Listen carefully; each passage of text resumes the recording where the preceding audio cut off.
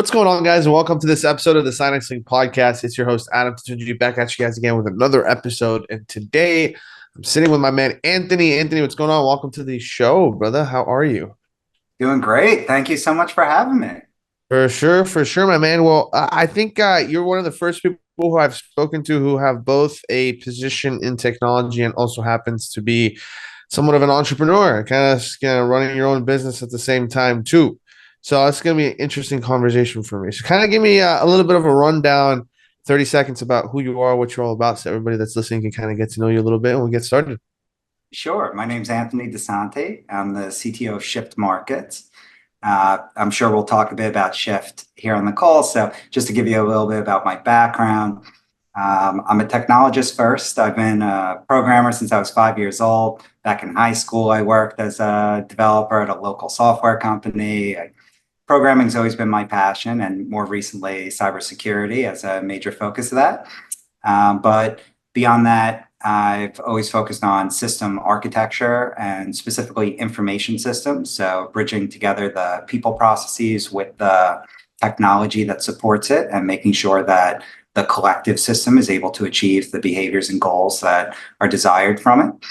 And I've also have a significant background in data analytics, worked as a DBA for a little bit and focus on quantitative analysis. I have a degree in finance from NYU Stern, and I currently work at a fintech company and in a leadership role in their technology team, building trading systems and things like that.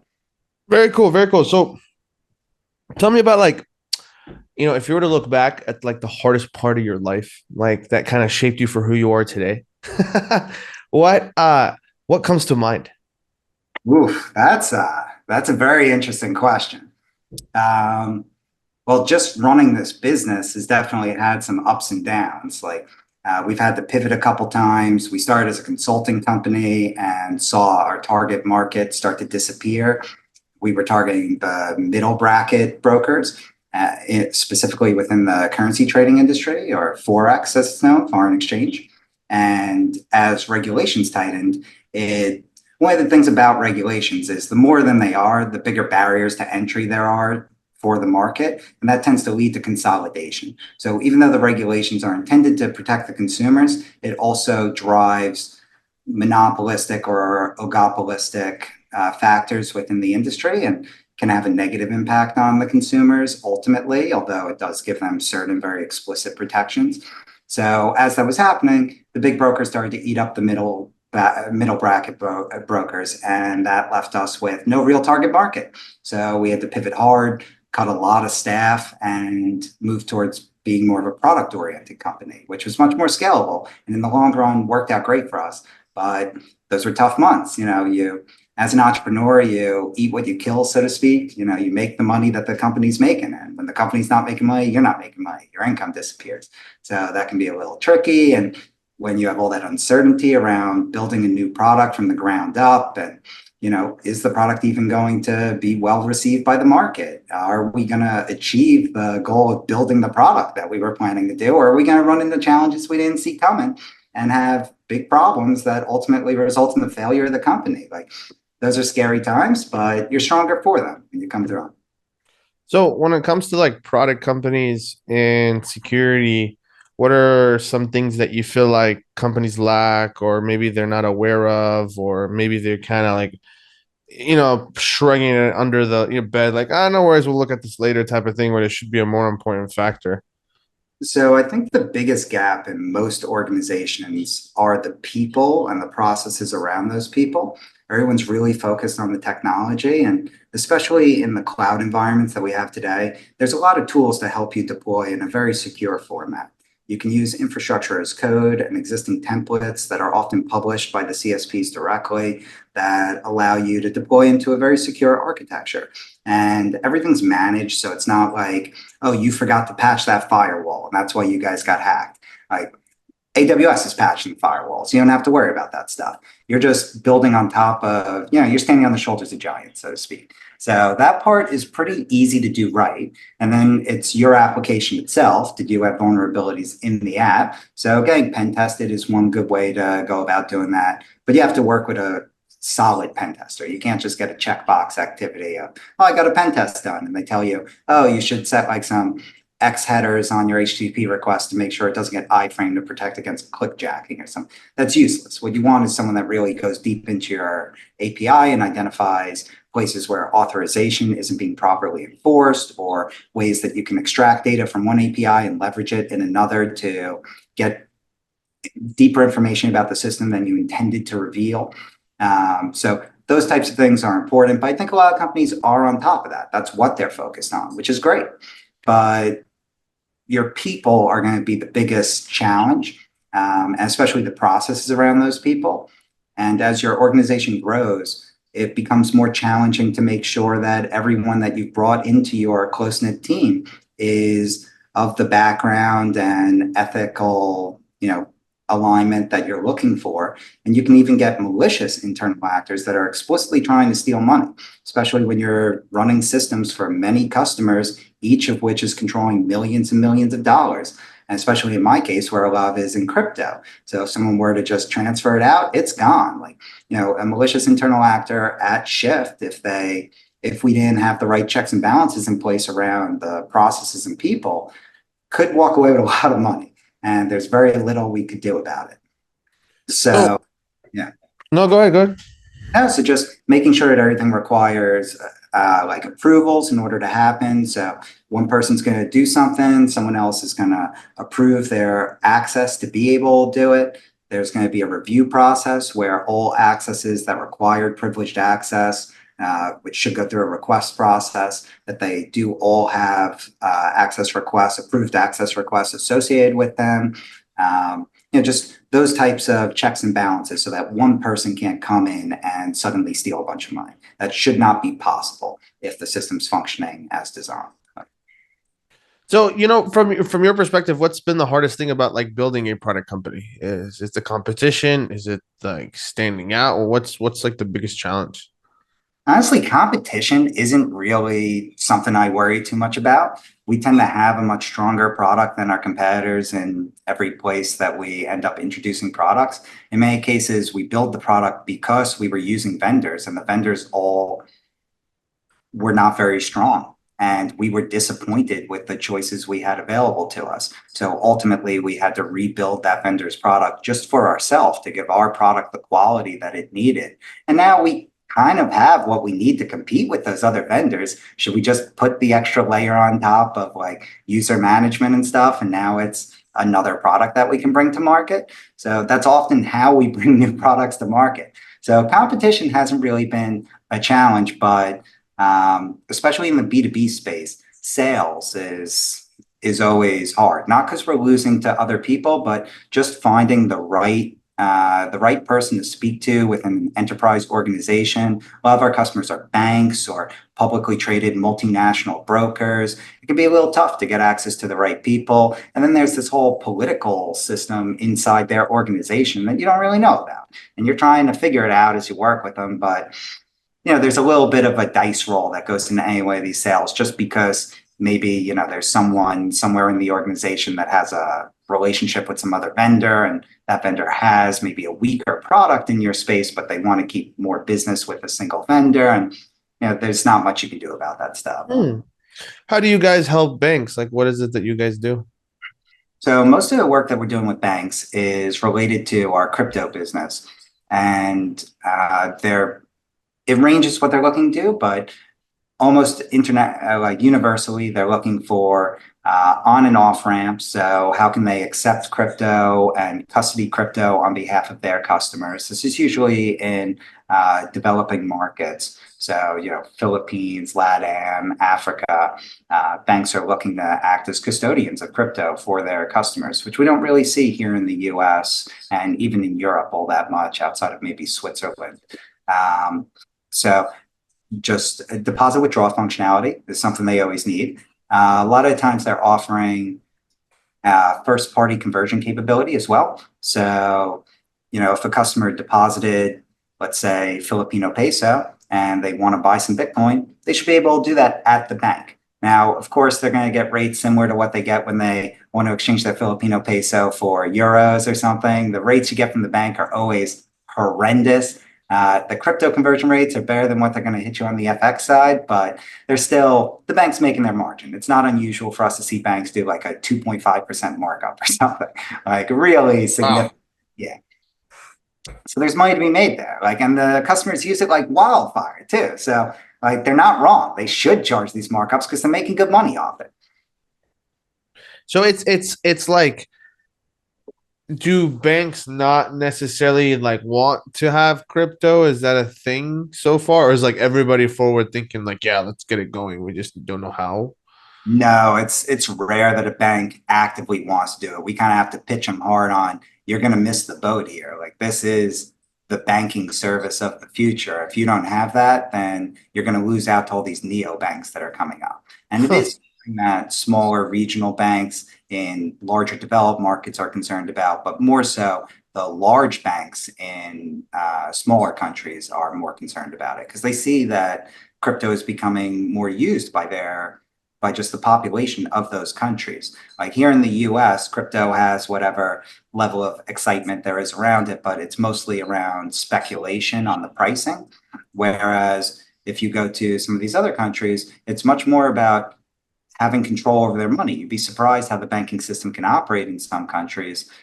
There's a lot of challenges.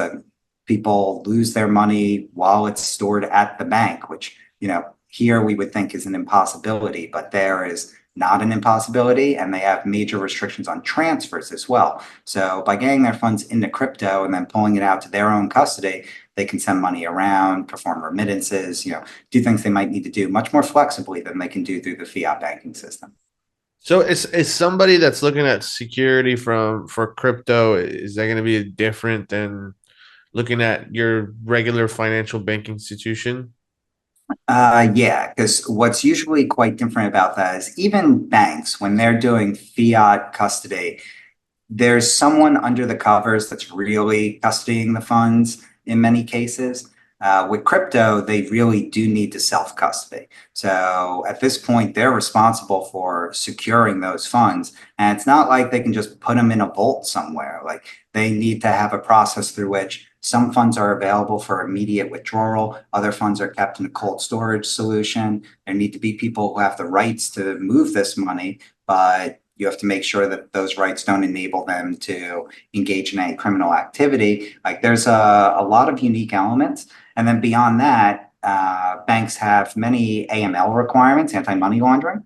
And those anti-money laundering processes that they built up over decades and are able to leverage across everything the bank does, whether we're talking about stock trading or commodities or different types of debt instruments, they're able to use the same anti-money laundering controls across the board. Once you get into crypto, it's a whole new world. If you have a transfer coming in over the blockchain, whatever you normally do for a bank wire isn't going to fly here. Like you don't have any of the same information. Everything's wildly different. So you need to learn how to do all of this anti-money laundering stuff in the context of the blockchain, which is really a new skill that they need to develop.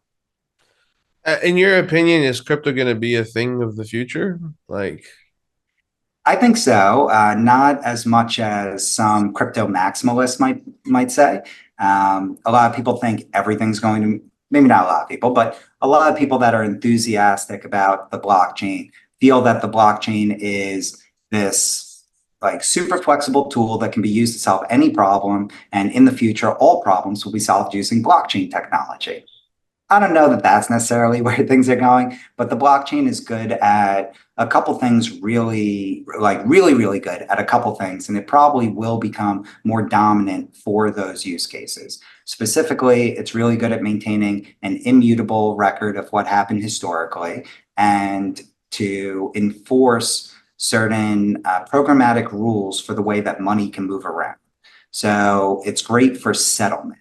Today, when we have settlement using the fiat banking system, you might have seen this. When you send a wire, sometimes they ask you to fill out a corresponding bank, and then you might need to put certain stuff in the memo field in order for it to get routed properly. And sometimes the wire just gets lost, and then you're calling your bank, and they're calling the corresponding bank, and the person who's supposed to receive the wire is calling their bank, and maybe their corresponding bank, and someone trying to figure out where the money like didn't make it from point A to point B. That stuff never happens on the blockchain. Money just goes to exactly where you said it was going to go. And you can write a smart contract that specifically defines when that money will be released. And only when this money is released are other funds eligible to move. Might require signatures from different people verifying that things happen off chain, like transfer of physical goods and things like that. So I think it's very good for settlement. And we will see a lot more use of blockchain technology for particularly cross-border settlement in the future. Huh. So interesting, man. I could take this conversation in so many different directions. For everybody that's listening, I know this is a cybersecurity podcast, but today we're learning crypto, ladies and gentlemen. Um, educate me as if I'm a complete third grader and a noob in this subject. So, your perspective is banks need this because it's going to help their end users convert to crypto or send money at a faster pace. Like, what's the convenient factor, and why do you feel so heavily that, hey, this is a company that I'm going to go spend my life on and build?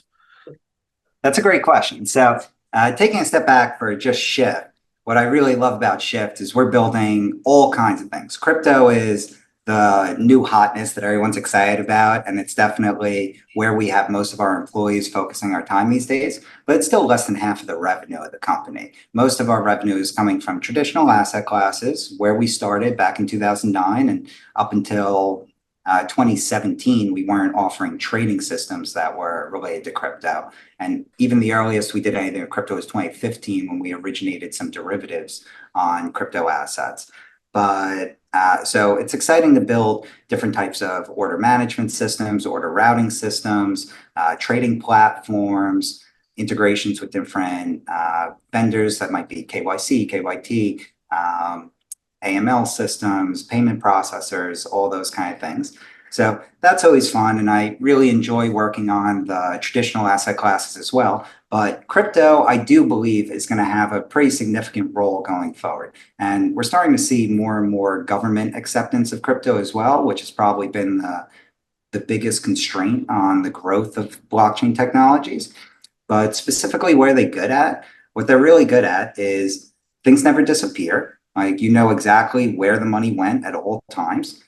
Things go fast. So even Bitcoin, which is the slowest of the mainstream blockchains, 10 minutes a block. It's not that slow. You try and send a wire, you're lucky as long as you got in before 5 o'clock. Maybe it goes out today, maybe it goes out tomorrow. You end up I hate having, wires. They take forever.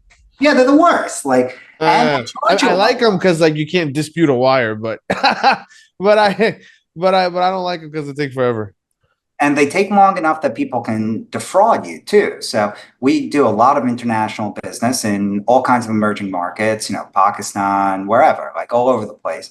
And you'd be surprised how often we get a bank wire receipt sent to us, like, oh, the money's on the way. Here's the receipt. Like, please unlock this thing that you locked on me because I didn't pay my bills.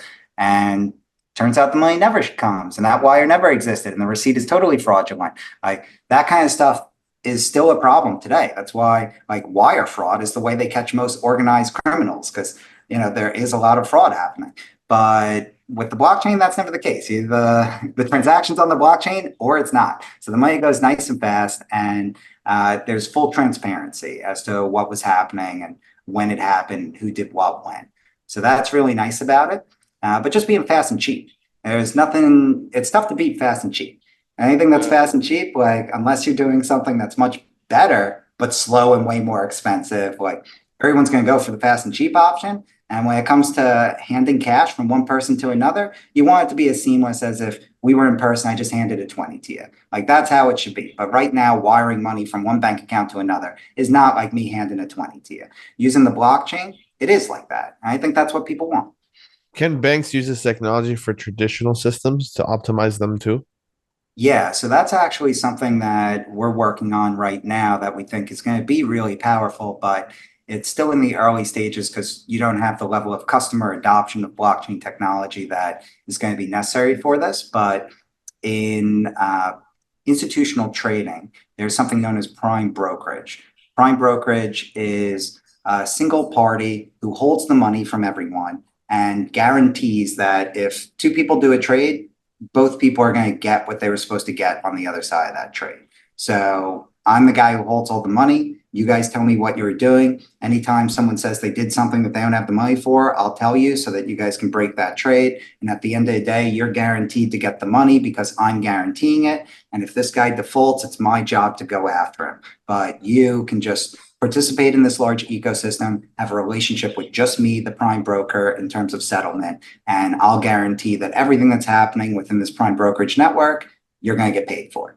So that's something that people really need in the institutional banking world, and they will not operate without prime brokerage. And there's really no model of that today on the blockchain. And it's not that the blockchain needs capabilities that don't exist. You need a party to build this system and to manage it. And a lot of people in the blockchain world today, what we call decentralized finance, or the people that really like it sometimes call themselves DeFi degens.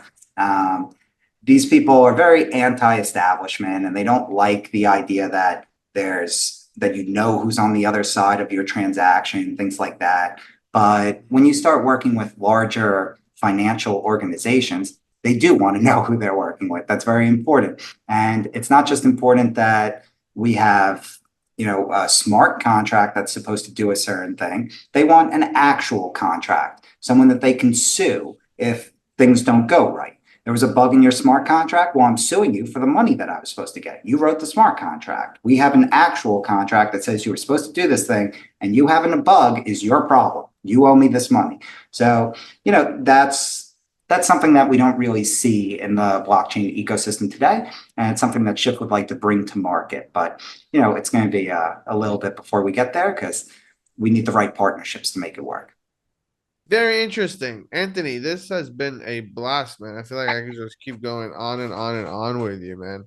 My final question for you is I'm just very curious. Like I've kind of asked a similar question early on, but like your perspective on cybersecurity as a whole, entering this field might be very different than like your typical person who's like securing their infrastructure. What do you see as like your biggest threats that comes from, not having proper security in place?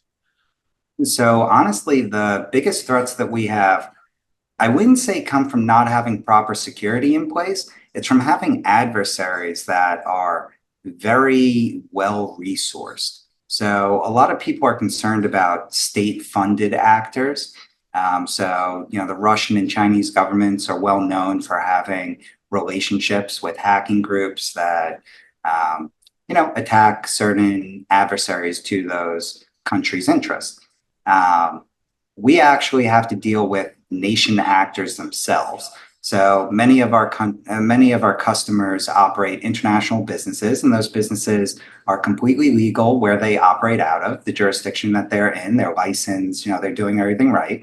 But for example, China doesn't like Chinese citizens to have access to exchanging their local currency for other currencies. China likes to maintain a very strong grasp over the exchange rate of their currency and the flow of their currency. So if they're working with one of our foreign exchange brokers, that allows them to convert currency into other currencies and to speculate on the movement of currencies. That's something that the Chinese government's not happy with. Some of our customers choose to service Chinese customers. So the Chinese government leverages the Great Firewall of China to try to shut down their business. And the way that they do that can sometimes be much more advanced than you might expect. You would expect a censorship approach, and we do see that, things like DNS poisoning, IP blackholing, things like that. But we also see more advanced attacks like man-in-the-middle and phishing attacks directly against the corporate entities and effectively targeting the customers that are their citizens, because it only works within the borders of their country where they control the internet.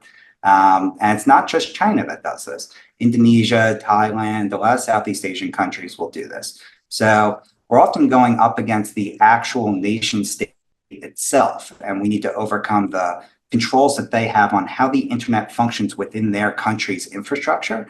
And you'd be surprised how, well, maybe you wouldn't be surprised, but it's very challenging. But we've been able to Sure, overcome. that doesn't sound like a walk in the park. Yeah.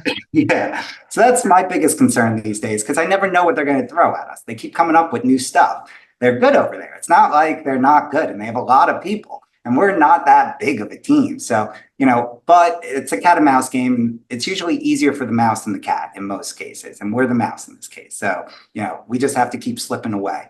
And so far, so good. They'll come up with something new, and within a week or so, we've got a countermeasure, and that countermeasure usually works for a couple months until they introduce some new capability. And fortunately, China tends to be the most advanced. So that's where we develop the new countermeasures, and then we distribute them to the other countries as they're needed. And as those tactics that we saw pioneered in China, get distributed probably through like corporate entities that are being funded from the Chinese government and outsourced to other countries. As we see those techniques start to get more disseminated, we disseminate our countermeasures. That is interesting. Wow. Anthony, I appreciate the insight, man. Thank you so much. Yeah, like I said, I knew you. I mean, the fact that you're the first person ever who's like, oh yeah, I'm worried that China is gonna attack me. That's an interesting thing to keep you up at night. You're like, who's the next country that's gonna come after me? Yeah. That's very well. All right, Mr. James Bond over here. Well, we're gonna wrap this podcast up, my man. Where can people find you online if they want to connect? Honestly, best place to find me is through my work. I'm at Shift Markets and Anthony at shiftmarkets.com if people want to reach out for anything business related. I'm one of those weird guys that doesn't love social media, so I'm basically not on any of the socials. If you can't find me in person, if you don't know me, you're not going to send whatever spam you got at me because there's nowhere to send it other than my email address. So hopefully Google spam filter's working pretty good. But I'm looking forward to getting some good messages from the great people who listen to this podcast. Awesome. Anthony, thank you so much for hopping on the podcast. And for everybody that's listening, if you enjoyed, please remember to leave a like, comment, and subscribe for more content. And we'll see you guys in the next episode. All right. Peace.